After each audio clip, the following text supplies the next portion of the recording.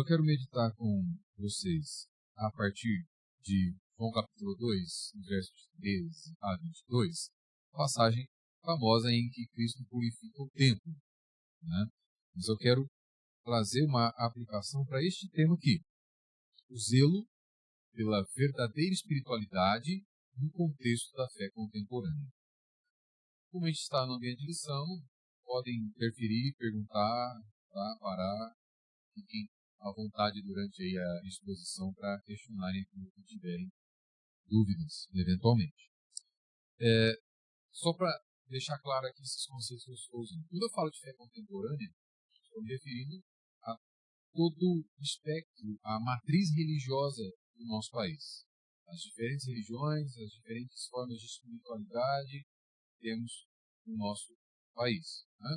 E quando eu falo de zelar por verdadeira espiritualidade, é porque se existe uma espiritualidade que é verdadeira, é porque existe também uma que é falsa. Então, cabe a nós este zelo por uma verdadeira espiritualidade num contexto de múltiplos conceitos, compreensões, expressões de espiritualidade ou de fé nos nossos dias. Eu vou usar então, a purificação que Cristo faz no tempo para a gente meditar nesse tópico. Olha só, recentemente foi divulgado e tem sido discutido esses números aí que falam apontado pelo censo realizado em 2022 sobre a evolução por grupo religioso no nosso país. Não vou explorar todos esses detalhes, eu quero apenas fazer algumas pontuações como introdução aqui. Eu fiz uma comparação dos 3 últimos censos levantados e divulgados, no ano de 2000, 2010 e 2022. E faço aqui um desenho para os irmãos dessa expressão religiosa desses grupos diferentes no nosso país. Foram questionados aí o número daqueles que se dizem católicos, evangélicos, sem religião, do espiritismo, religiões afro-brasileiras e outras religiões minoritárias que nós temos também. O resumo que a gente pode enxergar é isso aqui, né?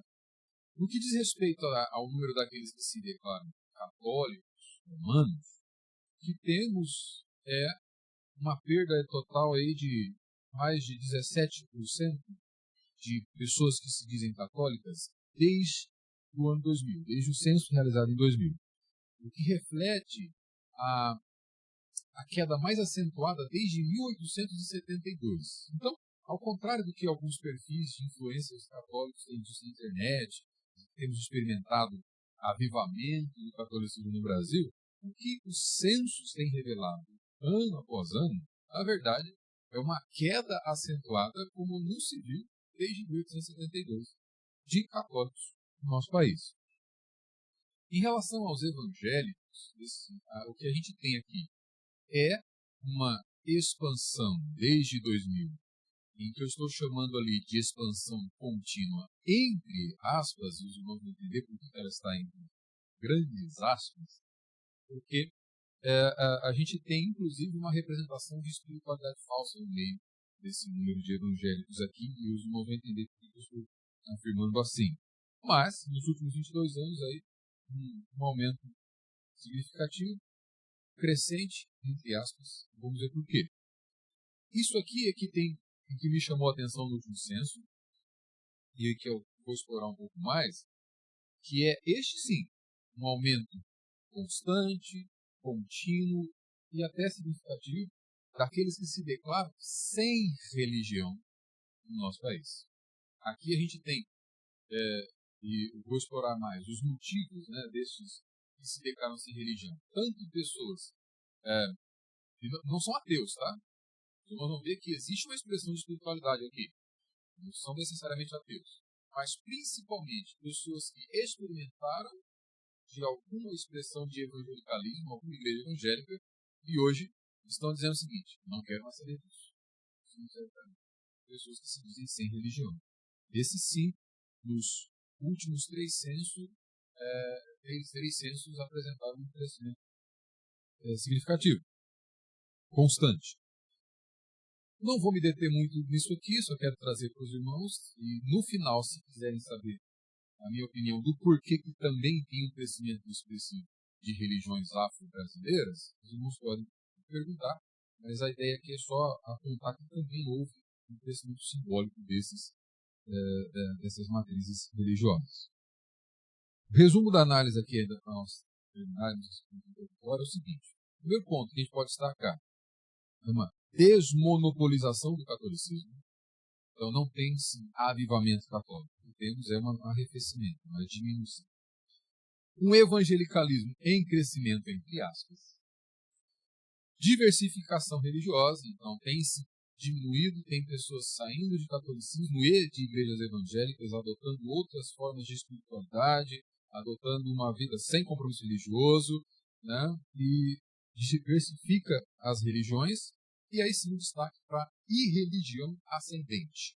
O que são esses? O que está dentro desse grupo aqui? Tem ateus, tem agnósticos e tem aqueles que dizem o seguinte: olha, eu quero espiritualidade, mas eu não quero compromisso com instituição religiosa nenhuma. Eu vivo a minha fé do meu jeito, muito comum. Isso no nosso dia também. Por que eu coloquei crescente entre aspas? Por causa deste gráfico que eu estou te mostrando aqui agora. Aqui a gente tem duas curvas. Esse azulzinho aí são a taxa de crescimento de evangélicos no penúltimo censo de 2010 para o último de 2022 e o vermelhinho aqui, a taxa de crescimento dos sem religião no mesmo período.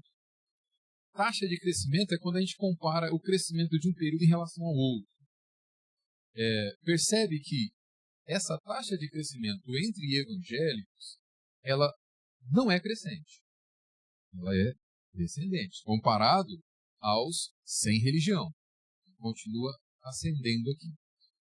Para você entender, é uma desaceleração. Imagina assim, do número de evangélicos. Imagina você está na estrada, lá está no carro e de repente começa a desacelerar. Não parou, mas está cada vez mais desacelerando porque você quer entrar aqui na cidade de Araraquara. Como a gente fez atualmente. Você vem reduzindo. Ainda não parou. Mas esse é um cenário real do censo 2010 para o censo 2022. Desaceleração de evangélicos no nosso país. Esse é um cenário que mais bem representado. E quando você pesquisa, faz uma pesquisa simples na internet, é isso que você encontra.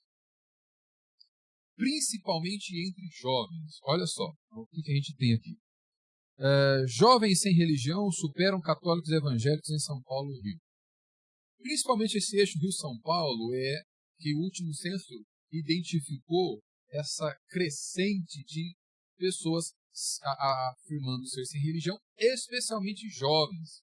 E um detalhe que você vai encontrar quando lê essas notícias aqui é jovens, em especial, que foram criados em igrejas evangélicas, cujos pais são evangélicos, que nasceram em lares evangélicos, e chegam a um ponto da sua vida e olham para a religião dos pais e dizem: para mim não serve, eu não quero. Principalmente eixo Rio São Paulo. Olha lá, por que jovens estão menos religiosos, mas não abrem mão da espiritualidade?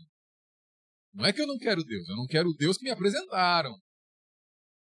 É isso que eles estão dizendo aqui. E mais, jovens sem religião superam evangélicos e católicos, mostra a pesquisa.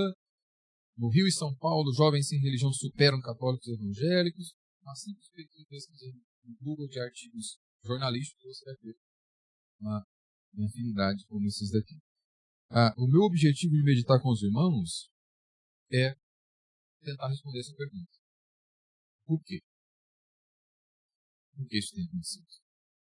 E penso, é óbvio que é mais amplo que isso, mas a gente pode resumir de duas formas. Primeiro, duas causas. O avanço do secularismo. O que é o secularismo? O secularismo é aquele pensamento que diz assim: olha, viva a sua fé de forma privada, não traga Deus para cá. Deus pode ser importante aí na tua igreja, aí na tua casa, mas aqui na esfera pública a gente não quer saber de Deus. Aqui o Estado é laico, aqui a gente não quer Deus. Viva a tua fé. Secularismo. Secularismo é aquele movimento na história em que Deus começou a ser opcional e hoje se tornou desnecessário. Isso é secular. Isso também cresceu. No entanto, o motivo que eu quero explorar com os irmãos é esse. O crescimento, especialmente entre os jovens, por conta da desafeição religiosa. O secularismo é causa desse aumento, mas desafeição religiosa também é causa. Quando você lê aqueles artigos, quando você pesquisa isso é muito comum. Essa desafeição pela religião. Por quê? Olha só. Por que desafeição? Porque queda no crescimento de evangélicos e no aumento dos sem religião, principalmente entre os jovens. Número 1. Saturação e desgaste do evangelho da prosperidade. Isso é comum quando você entra naqueles artigos, naquelas manchetes. Por que você não quer saber de mim? Frustração de expectativas. Foi prometido prosperidade, foi prometido isso, foi prometido aquilo. Prometeu-se muito, entregou-se quase nada. Isso não serve para mim. Esse Deus que promete não cumpre. E esses jovens afirmam o seguinte: olha, meus pais participaram das campanhas. Meus pais deram tudo do que tinham, que não tinham, para poder comprar alcançar aquela bênção, aquela prosperidade prometida. Não veio. Então, isso pode até ter servido para eles. Para mim, não sei. Frustração de expectativas. Essa geração tem dito o seguinte: fomos enganados. Frustração com o evangelho da prosperidade. Percepção pública negativa. Escândalo com lideranças dessas igrejas. E o que leva, naturalmente, a uma perda de credibilidade. É óbvio que a gente está falando aqui no espantalho do evangelho. Né? Nós não estamos falando do evangelho verdadeiro. Né? Do evangelho da prosperidade. Essa opção, esse espantalho, essa versão desconfigurada de Deus, do Deus verdadeiro, é que está sendo rejeitado. Mas na cabeça deles, religião não serve para mim porque isso foi apresentado e não funciona. Essa frustração, essa desafeição religiosa vai gerar dois movimentos. De um lado, uma reação crescente a essa desafeição. Né? Então, a frustração gera dois movimentos. Desafeição, não quero saber de religião. Por outro lado, e é aqui que nós entramos, se me apresentaram um evangelho falso, como é que será verdadeiro? Então, cresce-se também essa busca. Cresce no sentido de são dois movimentos gerados. Não quero saber de religião. Do outro lado, como que seria o evangelho verdadeiro? E como? E aí você está aqui. Comprometidos com o evangelho verdadeiro, do Deus vivo e verdadeiro, Cristo ressurreto para essa geração. Cabe a nós apresentarmos esse evangelho verdadeiro. Uma conclusão aqui, então, introdutória desses dados é o seguinte: o aumento dos sem religião no Brasil, especialmente na última década, reflete um cansaço espiritual e uma reação consciente contra um tipo de falso evangelho, mercantilizado, comercializado, centrado na prosperidade material, o que torna a mensagem de João, na purificação que Jesus faz do templo, o sistema religioso dos seus dias, algo extremamente relevante e necessário para a nossa própria vida. É aqui que a gente vai fazer essa conexão com o texto bíblico. O texto de João eu vou ler, coloquei nos slides, a gente vai lendo junto conforme eu for expondo. Esse tem como tema Jesus, o verdadeiro templo de Deus, que purifica o culto. O culto tem um papel fundamental nessa apresentação de um evangelho verdadeiro. Jesus é o verdadeiro templo de Deus que purifica o culto com zelo santo e confirma sua autoridade pela ressurreição. Quero explorar esse texto com os irmãos em 3 pontos. Então, 3 pontos, 3 palavras-chave aí para você memorizar, mas nós vamos ver a purificação do templo, o sinal pedido pelos judeus e a revelação que será trazida pela ressurreição de Cristo, o templo verdadeiro.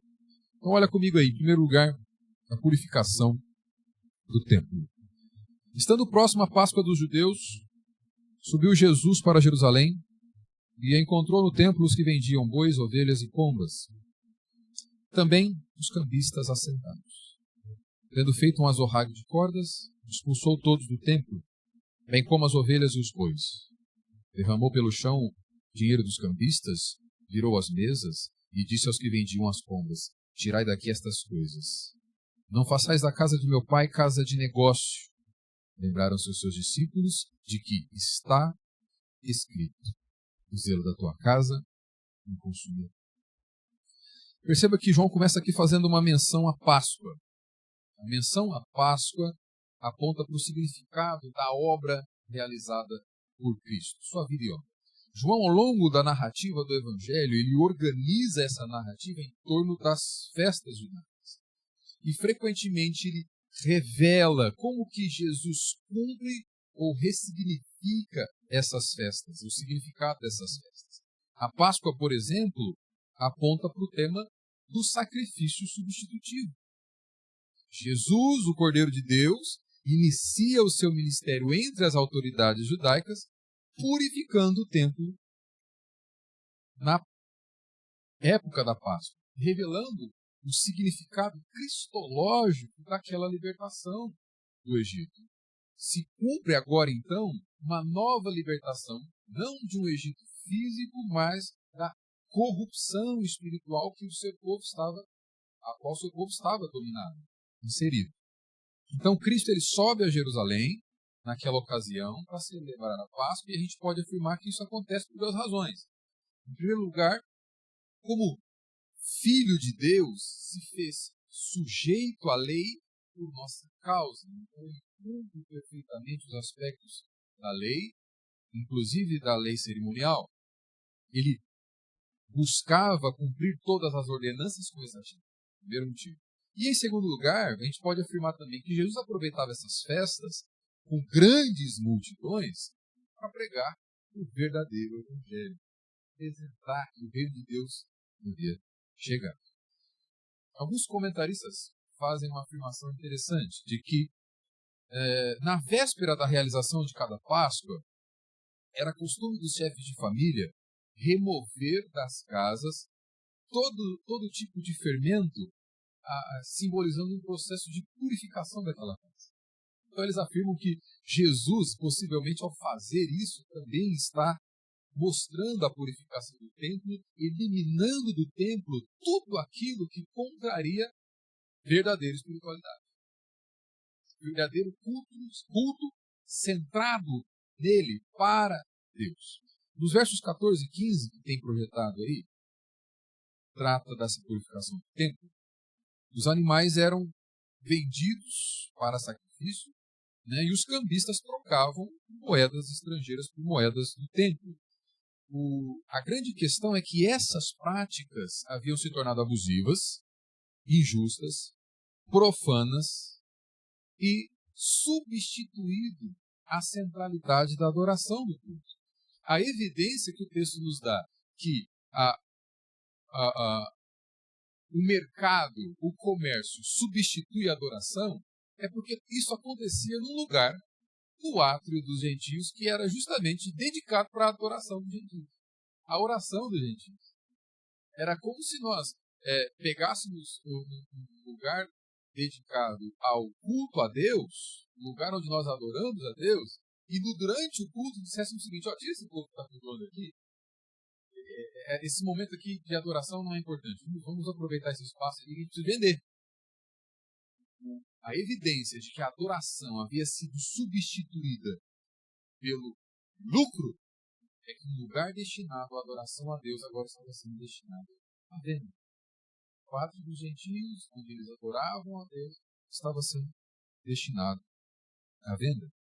Toda religião e culto promovido e que se sustenta na centralidade dos anseios humanos é reprovado por Jesus.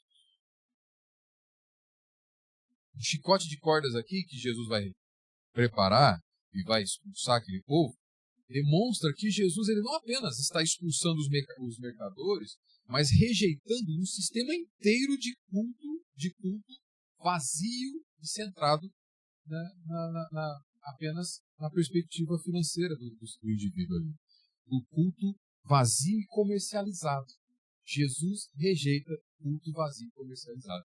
João Calvino faz um comentário interessante sobre isso. Ele diz assim: Cristo demonstra que o zelo pela pureza do culto não é intolerância, mas piedade. Zelo por pureza de culto é piedade. Ele faz o que os sumos sacerdotes deveriam fazer. E aqui tem uma aplicação interessante quando a gente enxerga o culto cristão centrado no Senhor Jesus, nessa nossa busca por contato com esse povo que tem rejeitado a religião, porque disseram, experimentei algo que para mim não serve. Toda a igreja presbiteriana verdadeiramente reformada aplica e faz uso do princípio regulador de... E por que eu estou frisando isso? Por que isso é importante? Muitas igrejas, numa tentativa de conectar-se com essa geração, de conectar com essa cultura, relativiza tudo. Relativiza com a ideia de supercontextualizar um culto para atrair o contemporâneo, para atrair as pessoas de agora. Em outras palavras, é como se eles dissessem o seguinte: olha, a gente precisa de um culto que atrai, porque assim a gente vai contextualizar com a nossa sociedade e a gente vai apresentar para eles uma possibilidade em que eles não vão rejeitar. O grande problema em relação a isso é que na Escritura nós não vemos o culto como sendo algo possível de se relativizar para atrair por meio de entretenimento. Vamos colocar em conversas fáceis. Qual é o movimento? Olha, pensa num culto que vai atrair o descrente, porque aí ele vem, como se o culto fosse evangelístico nesses termos. Eu, particularmente, não creio no culto evangelístico. Por quê? Na Escritura, nós vemos a importância de contextualizar a pregação do Evangelho. Paulo nos mostra isso muito claramente, no sentido de alcançar todos os grupos. Eu não vou pregar o Evangelho para vocês da mesma forma que eu prego o Evangelho para minha filha. Ela tem 6 anos. A mensagem vai ser a mesma, mas a forma de linguagem que eu vou usar para alcançá-la é diferente da forma de linguagem que eu estou usando para alcançar você agora. Isso é uma contextualização saudável que não altera a mensagem. Mas você não vê contextualizado nisso. Nós vemos um princípio que regula. Por que eu gastei um tempo falando sobre isso? Uma característica do homem secular é a busca por autenticidade. Isso você vai ver todo jovem secular afirmando a necessidade de ser autêntico para ser verdadeiro. Aí, esses indivíduos são convidados para uma igreja que estão se esforçando para parecer o máximo possível com eles, porque estão contextualizando, relativizando tudo. Ainda que, num primeiro momento, essa pessoa pode até entender uma identificação, olha só, é legal, eu gostei desse culto. Esse culto é interessante, olha só, o que tem nesse culto? Esse culto tem fumacinha, esse culto tem luzinha apagada, esse culto tem... Vocês já entenderam desse culto, né? Esse culto é atraente, esse culto.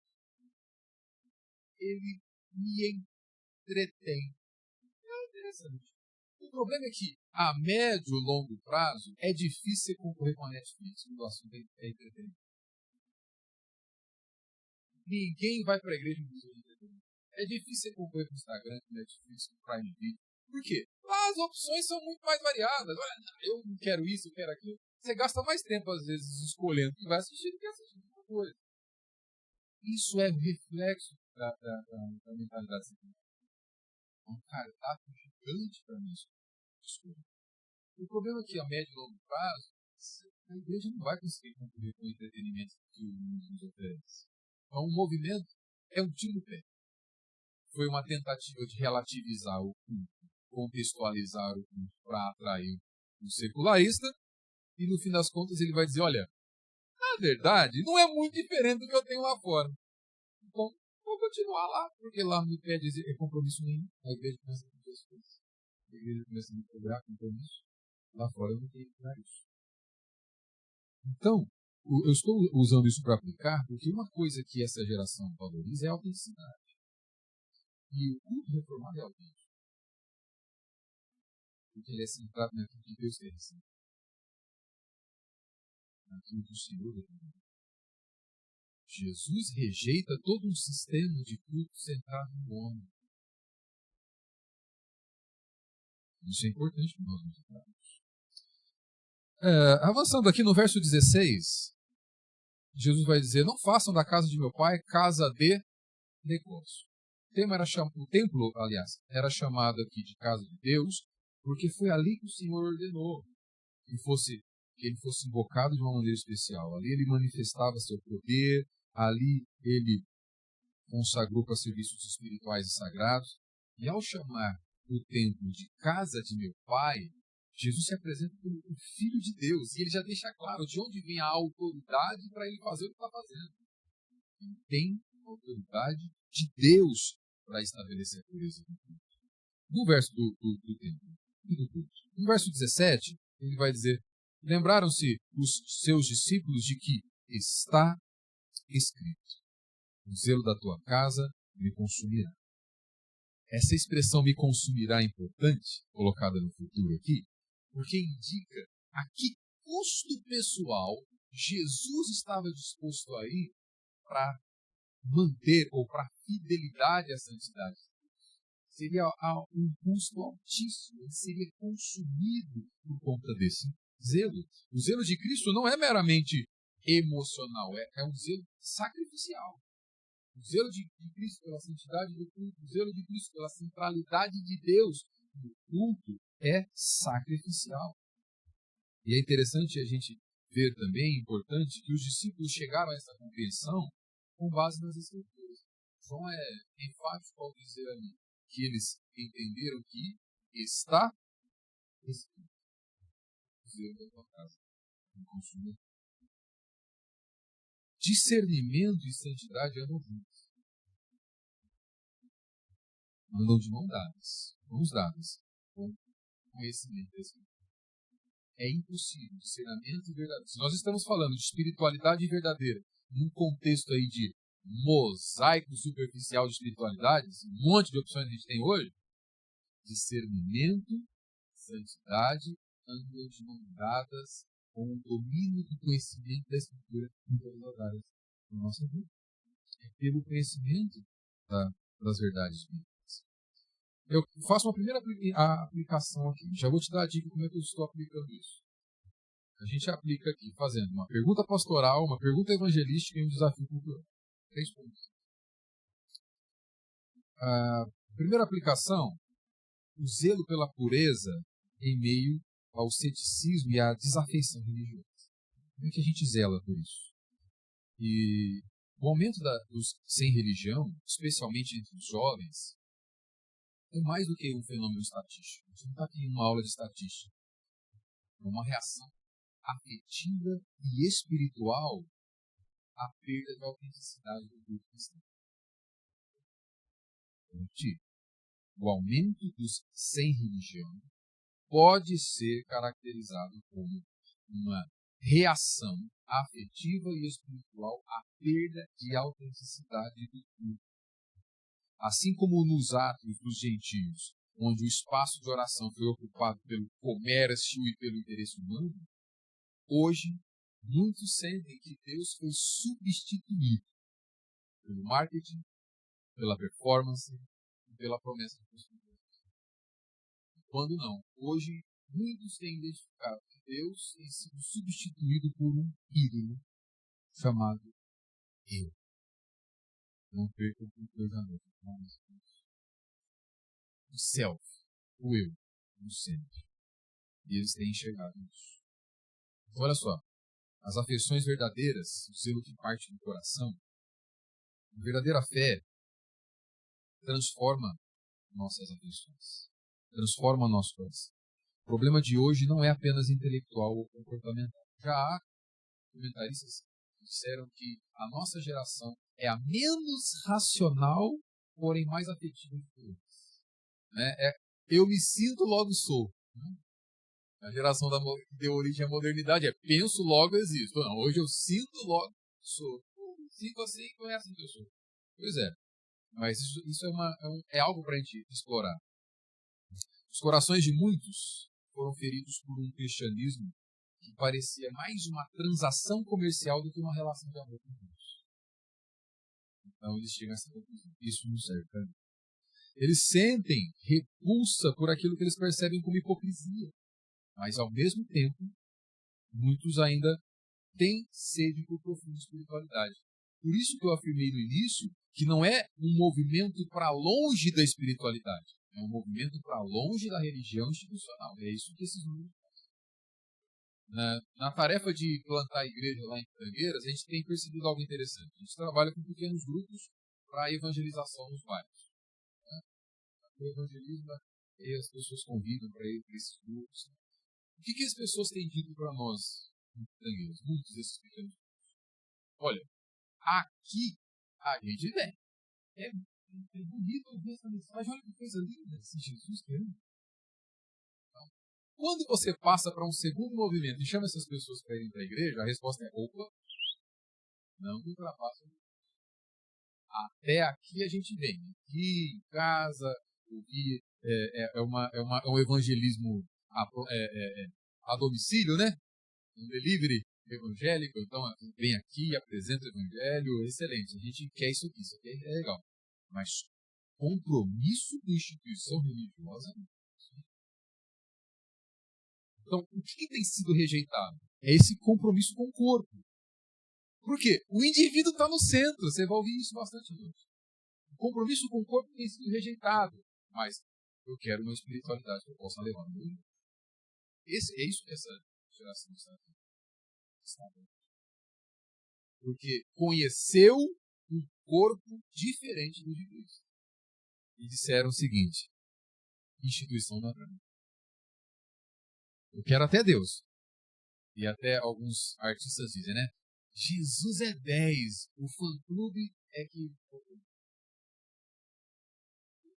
Tem artistas que não vou falar o nome dela. Pois é, eles querem uma forma de espiritualidade, mas não querem a igreja, não querem compromisso. A pergunta pastoral que a gente pode fazer para nós mesmos e para essa geração é essa daí, ó. Você tem buscado a Deus por quem Ele é ou apenas pelos benefícios que Ele pode dar? Ok, você se sentiu enganado com a teologia da prosperidade. Que tipo de Deus você tem buscado? Por quem Ele é ou pelos benefícios que Ele pode te dar? Você disse que prometeram e não entregaram. Então você está vendo na igreja para quê? Caminhos de contato aqui para a gente conversar. O conselho pastoral, em segundo lugar, curando a desilusão espiritual, muitos que se tornam sem religião, como eu disse, não estão rejeitando Deus, mas uma caricatura de Deus, né? Um falso Deus que ele foi apresentado. Aquele que promete bênção em troca de campanha, em troca de sacrifício. Assim como Jesus purificou o templo, ele continua purificando o entendimento das pessoas, que as pessoas têm em relação a quem Deus realmente é. As pessoas que se afastaram da igreja porque se decepcionaram com pastores, com liderança, com instituições gananciosas, ou com ambiente manipulador, não rejeitaram o verdadeiro. Tivemos vários contatos com pessoas assim, que foram manipuladas com algo chamado autoridade espiritual. Explorar mais sobre isso. Nosso papel como igreja é apresentar o Cristo verdadeiro. O Cristo que purifica, que chama ao arrependimento, que não aceita outro lugar a não ser o primeiro, porque ele é central, mas que também oferece graça a Deus. Esse é o Cristo. Precisamos criar espaços para questionamento sincero, para acolher com compaixão os que duvidam e apontar para a centralidade da cruz. Pergunta evangelística é essa daí. Você já conheceu o Jesus que ama a ponto de te purificar?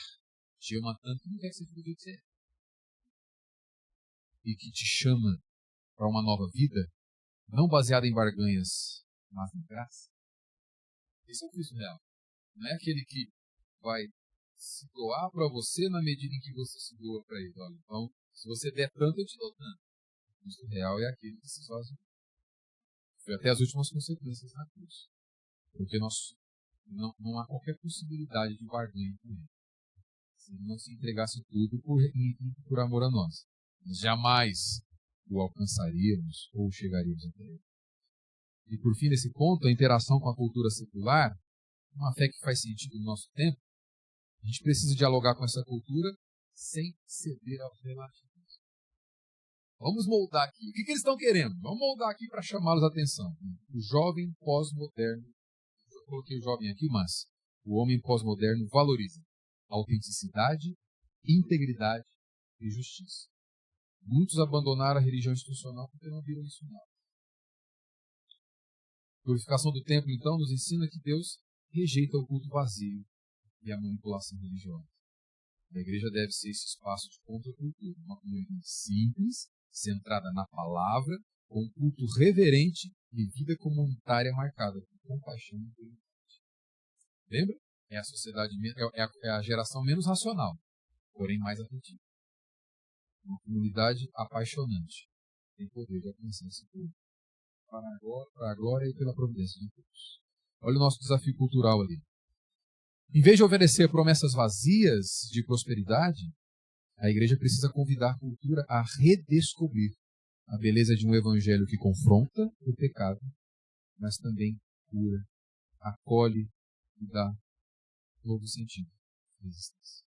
Esse primeiro ponto aqui, alguma questão, reclamação, sugestão? Um de cada vez. Não pensou? Legal. Tá bom. Vamos avançar para o segundo, se for aparecendo, você vai anotando aí. Então, o primeiro ponto é a purificação do templo. Em segundo lugar, o sinal do templo. Olha só, a partir do verso 18. Perguntaram-lhe, pois, os judeus, que sinal nos mostras para fazer essas coisas? Jesus lhes respondeu, destruí este santuário, e em 3 dias o reconstruirei. Replicaram os judeus, em 46 anos foi edificado este santuário, e tu em 3 dias o levantarás? Ele, porém, se referia ao santuário do seu corpo. Os judeus, então, exigiram um sinal para Jesus. Um milagre como condição para reconhecerem sua autoridade. No capítulo 2, verso 19, Jesus vai dizer, destruí esse templo e em 3 dias o reconstruirei. Existe um duplo sentido aqui que é intencional. Os ouvintes pensavam no templo físico, Jesus falava de seu corpo, e existem 2 termos importantes na fala de Jesus. Santuário e o verbo reconstruir. Destruam este santuário e em 3 dias eu o reconstruirei. A palavra santuário aqui é o termo usado para se referir ao lugar mais santo do templo. Santos dos santos, onde Deus se manifestava para seu povo. E aqui, Jesus usa esse lugar para se referir ao seu próprio corpo. Ele é a morada da glória de Deus, como João 14 nos mostra.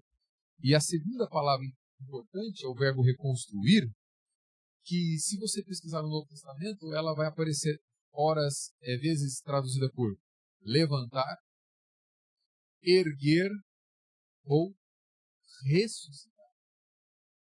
Por exemplo, em Mateus 10:8, naquela primeiro envio para a comissão dos discípulos, Jesus vai dar a seguinte ordem: curai os enfermos, ressuscitai os mortos.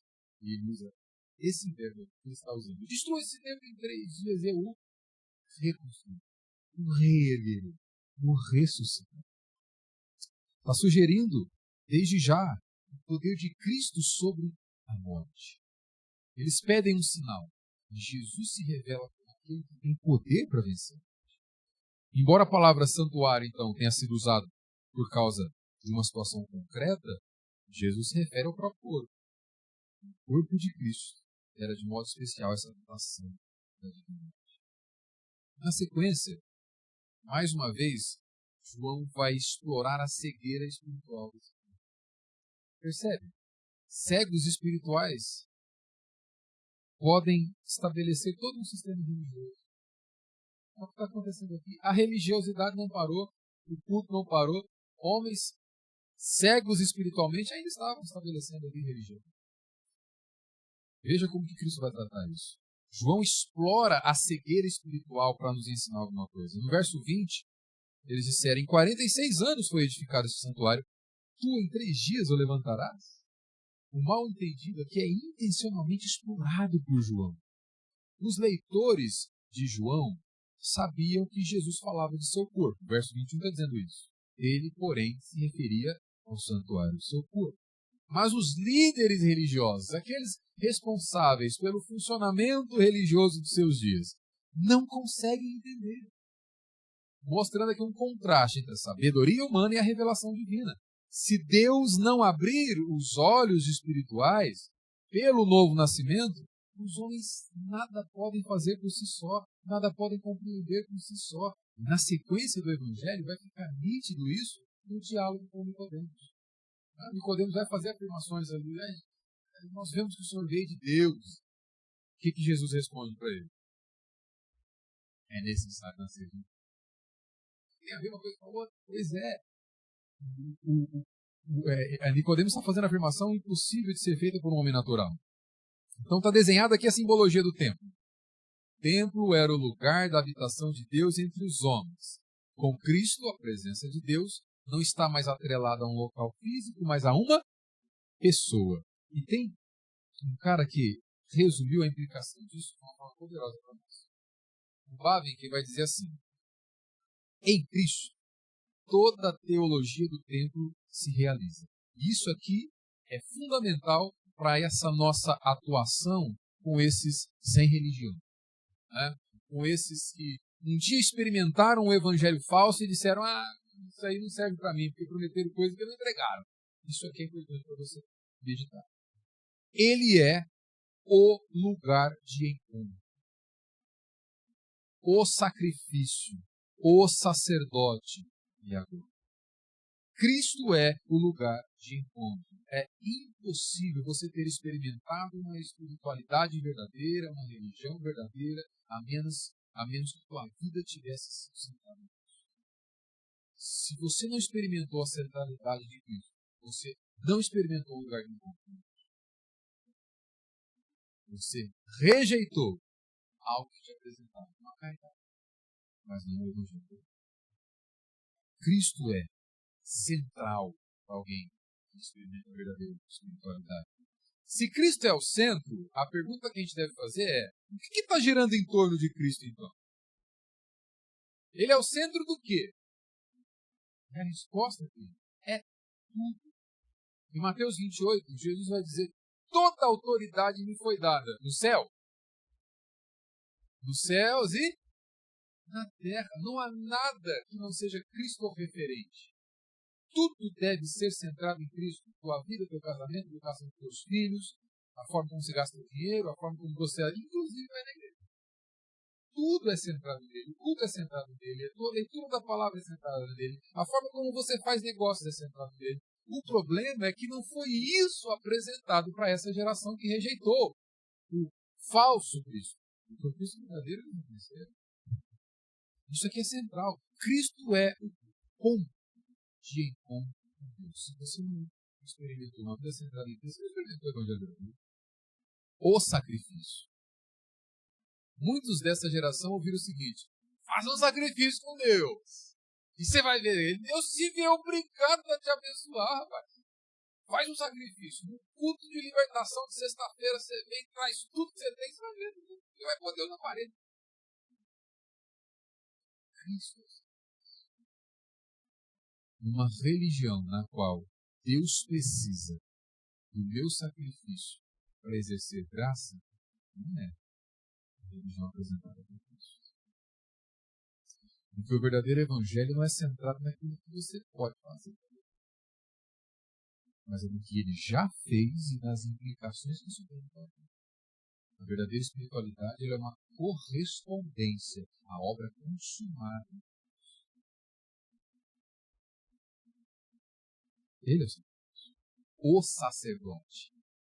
Lembra? Eu disse que muitos desistiram da fé porque se sentiram manipulados por homens que se disseram mediadores de Deus.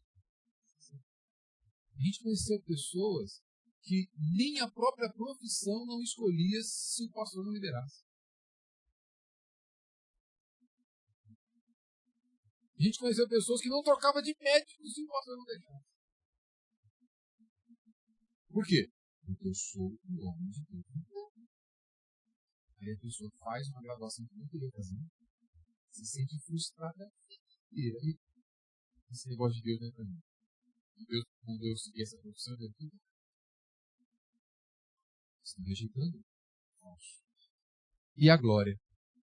Cristo, em Cristo toda a teologia do tempo se realiza. Lugar de encontro, sacrifício, sacerdote e a glória.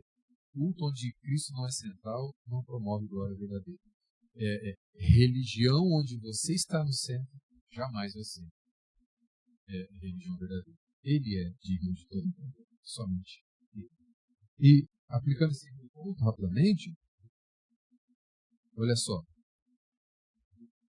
Deus não mora em prédios, o chamado à verdadeira presença de Cristo. Hoje, muitos que se declaram sem religião ainda expressam essa busca por experiências espirituais autênticas, mas ao mesmo tempo estão saturados de um evangelicalismo de espetáculos, baseado em shows, luzes, promessas vazias e manipulação emocional. Acerca dessas afeições verdadeiras, no santuário do coração, a verdadeira religião é um trabalho do Espírito Santo nas afeições mais profundas do ser humano. O problema não está apenas na razão, mas na disposição do coração. Cristo aponta para seu próprio corpo como o novo templo. Isso chama-nos a deslocarmos a nossa afeição de rituais e de instituições e fixá-las numa pessoa. O cristianismo verdadeiro não é sobre ideias, mas é sobre alguém, é sobre uma pessoa, é sobre Cristo Jesus. Por isso ele aponta para ele mesmo. A pergunta pastoral que nós devemos fazer é essa daí.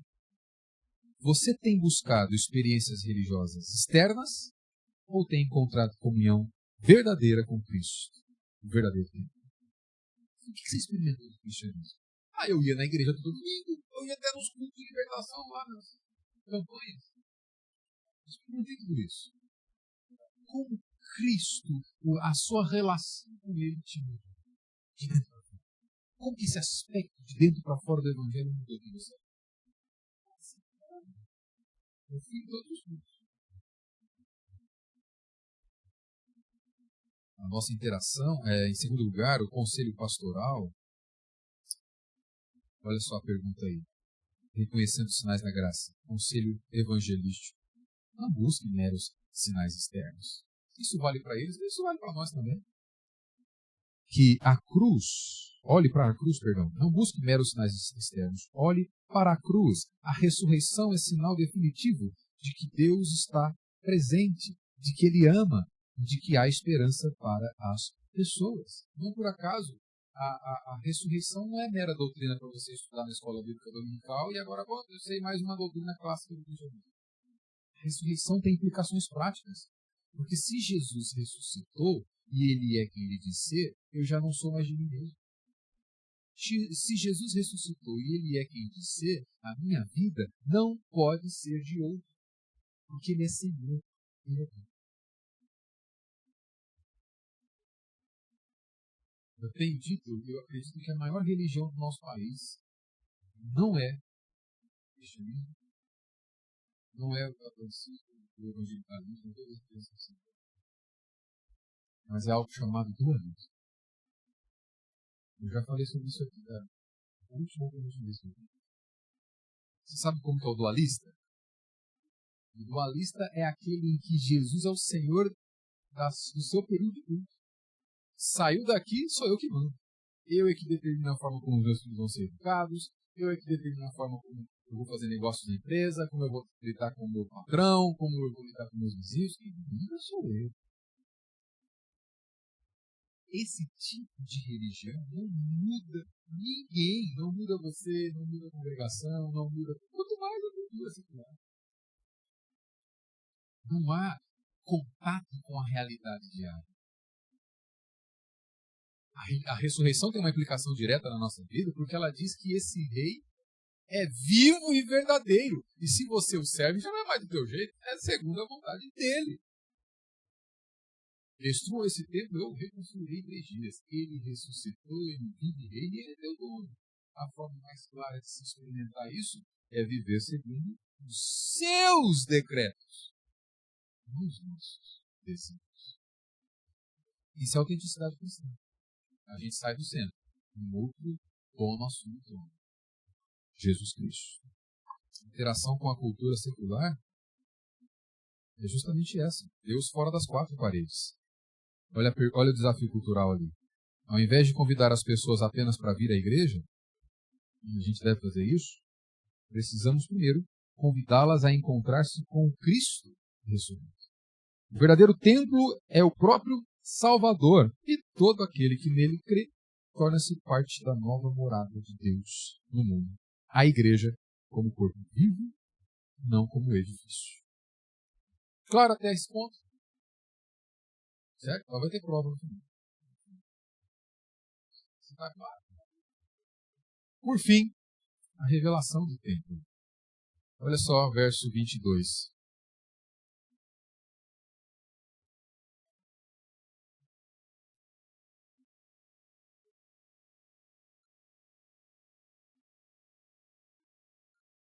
Quando, pois, Jesus ressuscitou dentre os mortos, lembraram-se os seus discípulos de que ele dissera isto, e creram na Escritura e na palavra de Jesus.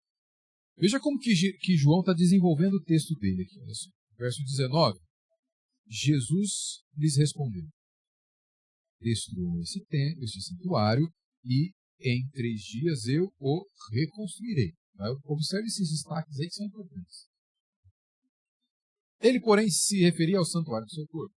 Quando, pois, Jesus ressuscitou dentre os mortos, lembraram-se os seus discípulos de que ele dissera isso e creram na Escritura e na palavra de Jesus.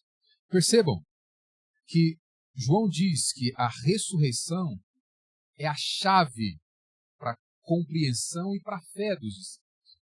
Ressurreição, lembrança, fé. E eu penso que isso acontece justamente porque o mesmo Espírito que operou a ressurreição de Jesus Cristo é o que operou a sua primeira ressurreição. O seu novo nascimento. Olha só, em Efésios capítulo 1, versos 17 a 20, Paulo desenvolve o tema dessa forma. Ele vai orar. Ele ora em favor da igreja pedindo: peço ao Deus de nosso Senhor Jesus Cristo, o Pai da glória, que conceda a vocês o espírito de sabedoria e de revelação no pleno conhecimento dele. Peço que ele ilumine os olhos do coração de vocês, para que? Para que saibam. Esse é o objetivo de Deus agir no teu coração. Para que saibam qual é a esperança da vocação de vocês, qual é a riqueza da glória da sua herança nos santos e qual a suprema grandeza do seu poder sobre nós, os que cremos. Poder sobre nós, os que cremos. Cremos segundo a eficácia da força do seu poder. Por isso que cremos. Segundo, por causa desse poder, cremos. Poder que ele exerceu esse poder em Cristo, ressuscitando dentre os mortos. Esse é um ponto de contato importante para você apresentar para as pessoas desse tempo, e em especial aquelas que conheceram o Evangelho falso. Muitos foram enganados da seguinte forma: olha, venham para Jesus, experimente o seu milagre e seus problemas. Lembra da propaganda da Tabajara? Propaganda. Venham para Jesus e seus problemas acabaram. Muitos, eu não sei aqui, deve ter acontecido também. Os tambeiros passavam o carro de som marcando o horário e o dia em que Deus ia operar o milagre. Então passava assim: venham, sexta-feira, culto do milagre, buscar o seu milagre. Quem não quer milagre, gente? Vamos lá ver o que está acontecendo. Né? Buscar o meu. fast food do milagre. Só que esse não era delivery, você tinha que buscar. Venha buscar o teu milagre. E a pessoa ia lá, quantas vezes a gente... E vai acontecer esse milagre na tua vida, vai acontecer esse milagre na tua vida, vai acontecer esse. Passava-se algum tempo, o indivíduo que você viu na igreja sumia. Né? Por quê? Aí, se podendo conversar com alguns, eles vão dizer: o pastor lá prometeu. Deus falou que ia fazer esse milagre, aquele milagre, o outro milagre, e aquele outro milagre, e nenhum deles aconteceu.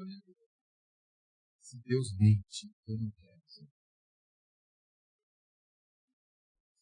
Aqui o apóstolo Paulo está mostrando para nós o que é milagre de verdade. O maior milagre que alguém pode experimentar é o milagre da fé.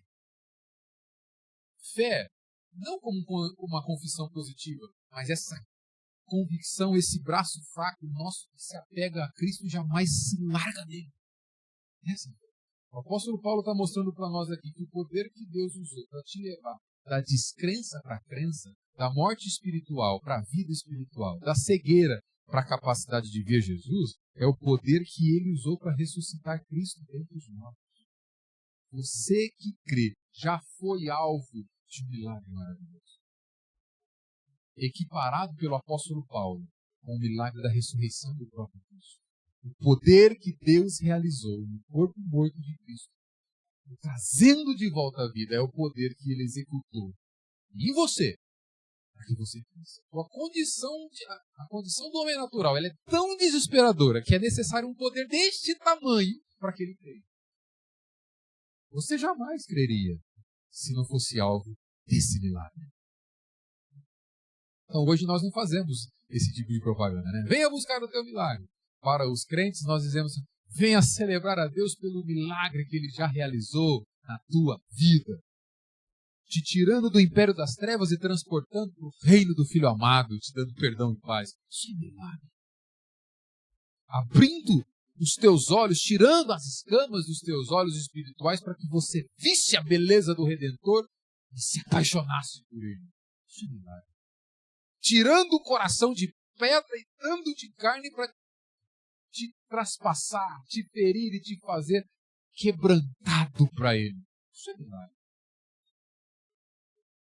Retirando o ídolo do teu ego, do teu coração e fazendo Cristo assentar nele. Isso é milagre. Isso é milagre. Esse é o significado. Portanto, João destaca algo muito importante aqui. Uma ligação inseparável entre a ressurreição de Cristo com o conhecimento da Escritura e a fé dos discípulos. Como eu disse, ressurreição não é só um detalhe doutrinário. Ela é central.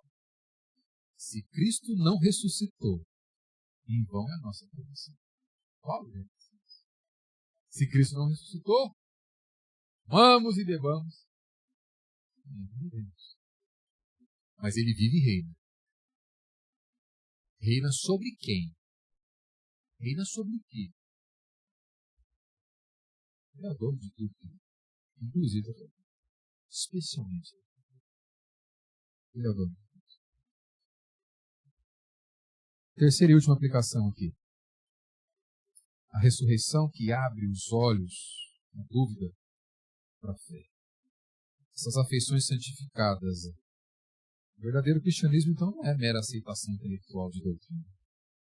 É uma mudança no coração, produzida pela ação do Espírito Santo. Hoje, muitos têm informações sobre Cristo. Cresceram em igrejas, conhecem textos bíblicos, mas são espiritualmente mortos. Precisam desse milagre. Não basta saber. Precisam nascer de novo. Não basta saber sobre Cristo, é necessário amar o Cristo do qual você sabe, do qual você conhece. A pergunta pastoral é: sua fé é apenas informação na cabeça ou transformação no coração? Se ele vive, ele é o mesmo, ontem, hoje e sempre. Ele pode mudar o coração de todo aquele que crê. Quais são as mudanças de seu coração que evidenciam que estão em ponto? Em segundo lugar, o conselho pastoral, o conselho de esperança, essa lembrança que leva à fé.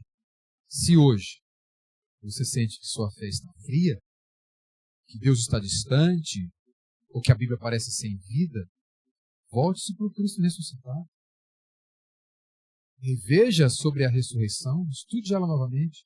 Ore para que o Espírito abra seus olhos espirituais. Deus é especialista em transformar corações incrédulos em testemunhas vivas de sua graça.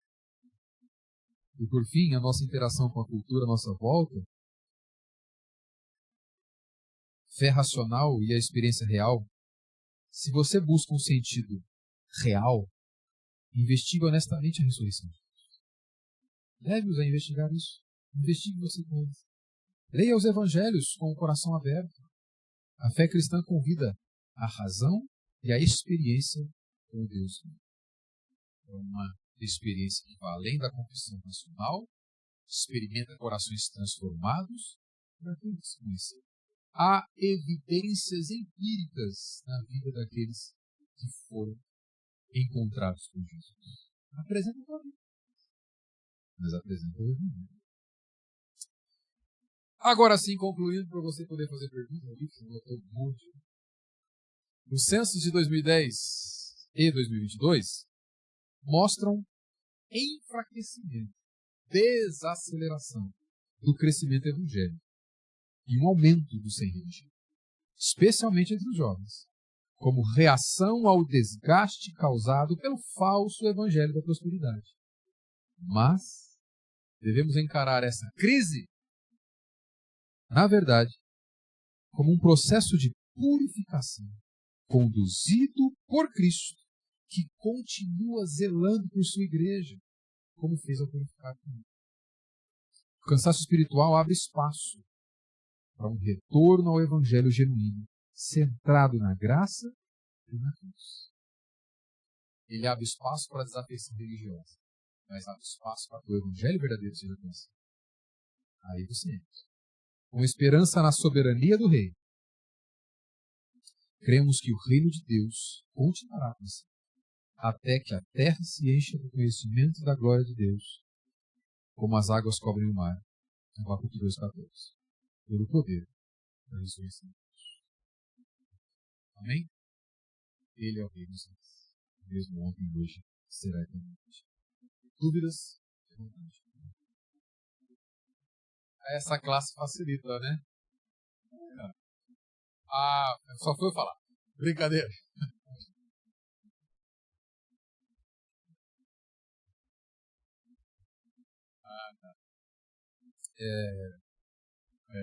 Eu disse que também há uma expressão, né, um número expressivo, embora ainda seja considerado minoritário, expressivo das religiões afro-brasileiras.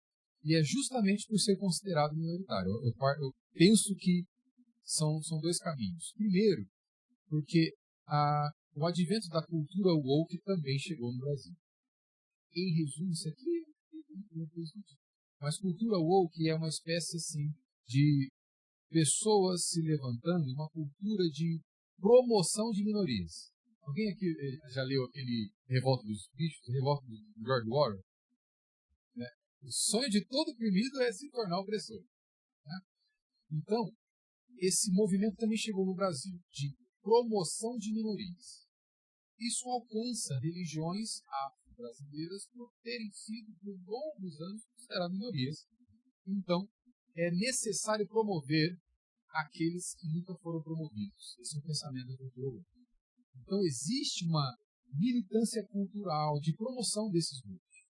Não só religiões afro-brasileiras, como vários outros grupos que até então eram considerados oprimidos pela sociedade, por religiões majoritárias. Então, primeiro, a cultura woke, que visa promover, uma cultura de promover quem antes era considerado minoria oprimida.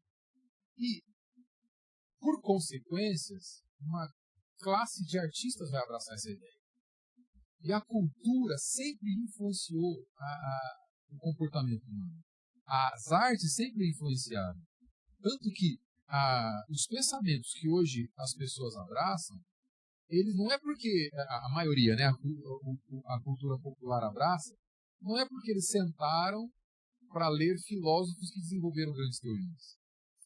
Mas filósofos que desenvolveram grandes teorias fizeram com que essas ideias, que são inacessíveis para a maioria das pessoas, fosse chegando até o povo a conta-gotas, e uma das áreas usadas foi justamente a cultura, a arte, a música, a literatura, porque música, filme, séries, novelas, isso a gente não soma. A gente não senta para ler um tratado do Nietzsche, do Marx, né, desses caras aí. Mas a gente assiste filmes, a gente assiste séries, a gente ouve músicas, né?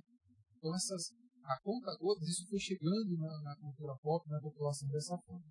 E a cultura woke não é diferente. Artistas começaram a escrever sobre isso, a se posicionar sobre isso, e há um grande movimento, principalmente entre artistas jovens, se declarando de religiões afro-brasileiras. Né? Então a gente tem aquela cantora pop que diz que ela é da Umbanda. Aquele artista que diz que ele é do candomblé. Isso tem expressividade entre os jovens e adolescentes. Gera essa identificação. Cultura woke, expressão artística tomada, mente moldada da juventude. Né? É óbvio que eu resumi, né? Mas eu penso que a gente pode responder por essa forma.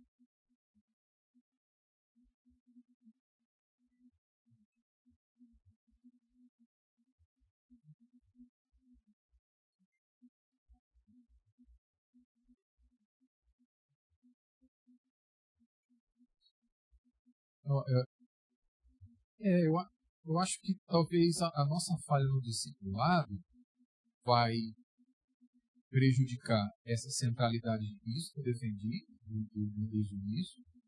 E se Cristo não é central, qualquer outra coisa pode ser. Então sou eu que defino. É a era da autodefinição. Então, se nossos filhos não forem discipulados na necessidade, na centralidade de Cristo, eles vão ser discipulados por essa cultura. É impossível. Não existe neutralidade religiosa. Né? Se eu não estiver sendo moldado pela Escritura, outra coisa vai moldar. Essa ideia de que eu sou autônomo, eu é que defino, isso é balela. Né? Isso é um mito. Se nós falharmos no discipulado dos nossos filhos, o mundo vai discipulá-lo. E aí, percebe que talvez não é nenhum discipulado intencional de um religioso de matriz afro-brasileira. Mas um artista que meu filho ouviu, teve uma identificação. Eu, quando adolescente, eu tinha identificação com o artista. Né? Eu ouvia as bandas de Seattle lá, não sei se alguém dos irmãos aqui conhece, e eu achava que era um grunge. Porque tem essa identificação com o adolescente. Né? Então, falhei no meu discipulado. Meu filho identificou-se com um artista pop.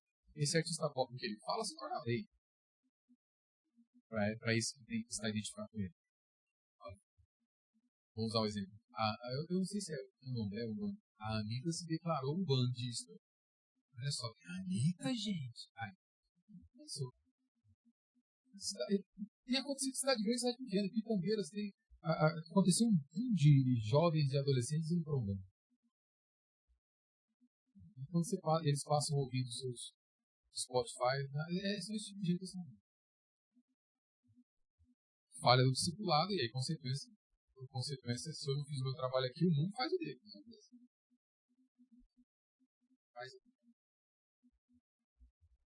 Só perdão, eu esqueci o nome do irmão. Carlos, respondeu? Teu nome? Tá.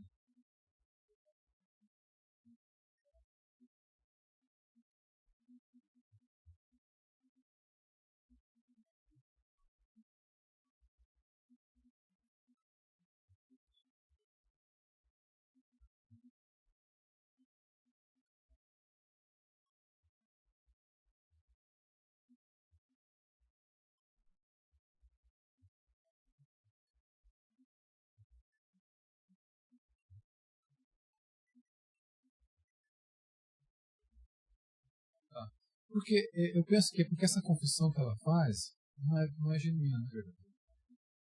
Porque ninguém que entendeu de fato que é o inferno deixa de correr para Cristo. Então, penso que essa pessoa que faz essa declaração, ela está naquele grupo dos que não conheceram o Evangelho de verdade conhecer um evangelicalismo que cresceu no Brasil nos últimos 20 anos, e que tem como doutrina a doutrina do inferno, que nos apresenta de uma forma estranha, né? Que até as entrevistas que tem. Então eu penso que ela o termo da boca para fora é ruim, porque ela isso tem coisa do coração. Eu penso que ela está expressando ali um desdém pelo falso evangelho. Eles falaram que eu vou para o inferno mesmo, então, já que não tem salvação para mim, vamos fazer. Olha, mas nenhuma igreja comprometida com o evangelho de Jesus Cristo vai dizer que não existe salvação. Só apresentamos o inferno porque existe salvação. A obra consumada de Cristo é a única possibilidade do pecado. E é a possibilidade suficiente. Então ela deve ter se frustrado com a religiosidade, ou talvez essas outras frustrações que eu coloquei aqui, mas ela não aconteceu. Eu acho que porque é importante dialogar com essa pessoa e questioná-la de onde vem essa crença. Mas espera aí, como é que você sabe que existe o inferno? De onde sai? A Bíblia fala sobre o inferno. Então você crê na Bíblia? Se você crê na Bíblia, a gente tem um ponto de contato aqui, porque a Bíblia diz que tem o inferno, mas não é só isso. Por que você é capaz de acreditar no inferno que está na Bíblia, mas não é capaz de acreditar na graça redentora de Cristo Jesus que está na Bíblia? Na verdade, a doutrina de que você está rejeitando o inferno e a igreja que você está rejeitando não é a espiritualidade verdadeira apresentada pela Escritura. Você teve uma decepção com um espantalho. Deixa eu te apresentar o isso. Depende do caso. Mas uma possibilidade é essa aí. Sim. Vou entender? E onde você tirou que existe o inferno? A Bíblia. Mas você crê? Como você pode crer na Bíblia e rejeitar Jesus? Então você não crê. Você está batendo no espantalho. Entendeu? Então eu posso fazer pergunta? Ninguém tem? Então vamos fazer prova. Eu tinha combinado, né? O irmão trouxe as provas pra gente. Então tá. Eu esqueci o nome do Aguinaldo.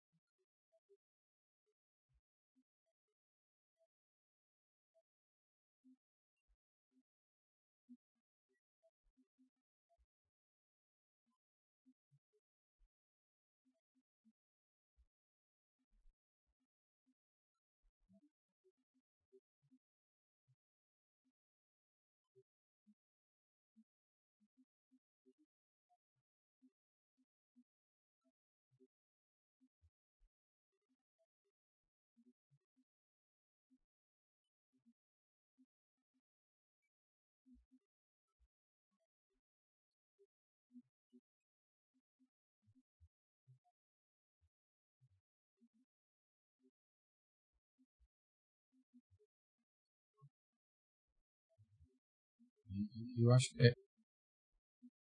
Sim. Você não é o único, não, viu, irmão Aguinaldo? Eu sinto essa dificuldade.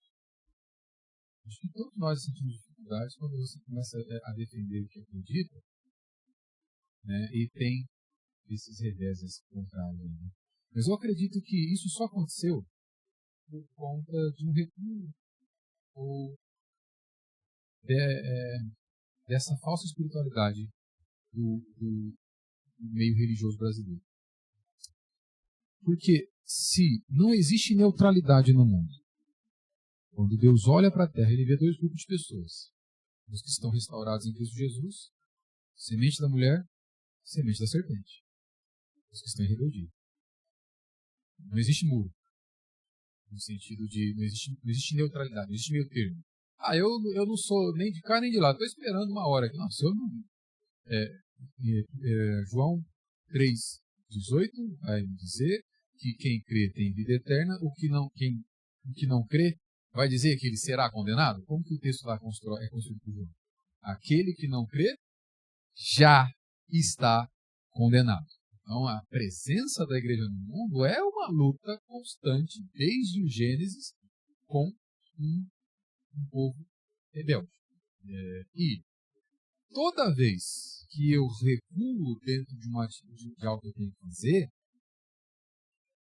oponente, mas entenda o texto, o termo que eu estou usando, tá? Se eu estou recuando, se é um confronto real, né?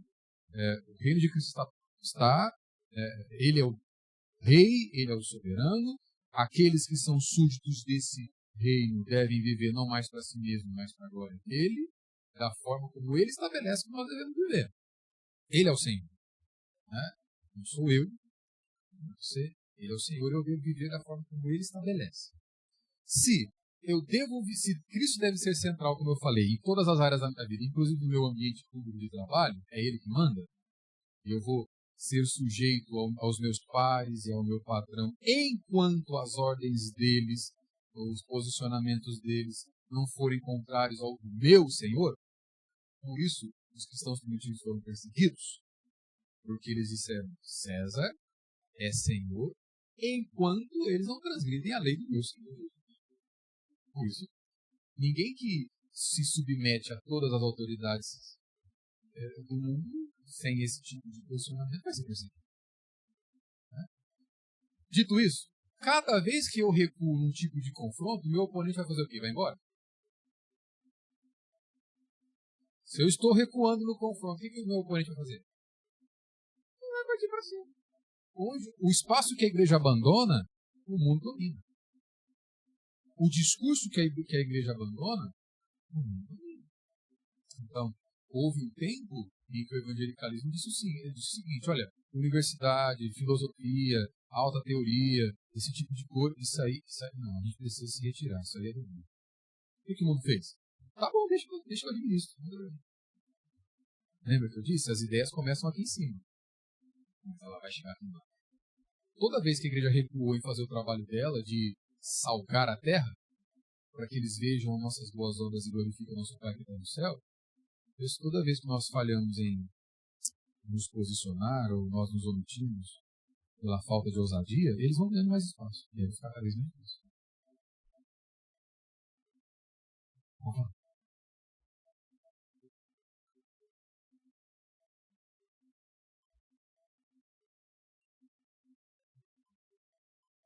Eu imagino.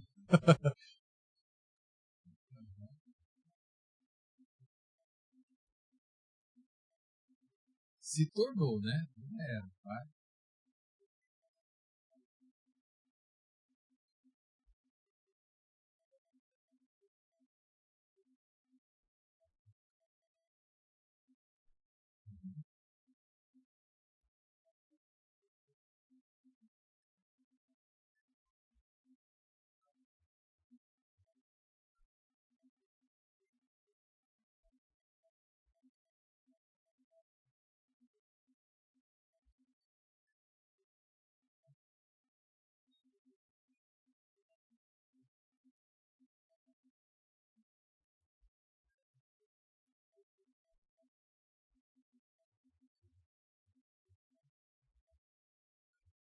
Como se o feminismo fosse a saída para o machismo.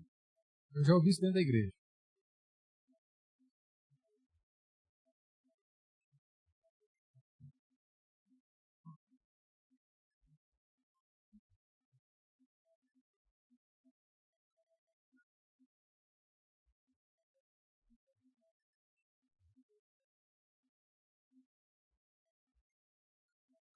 Tá.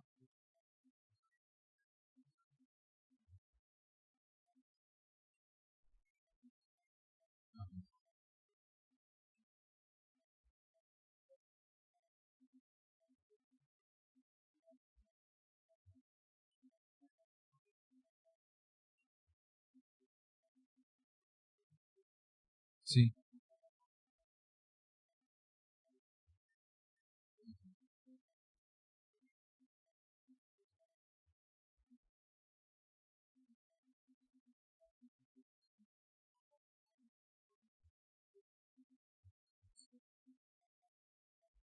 Fala.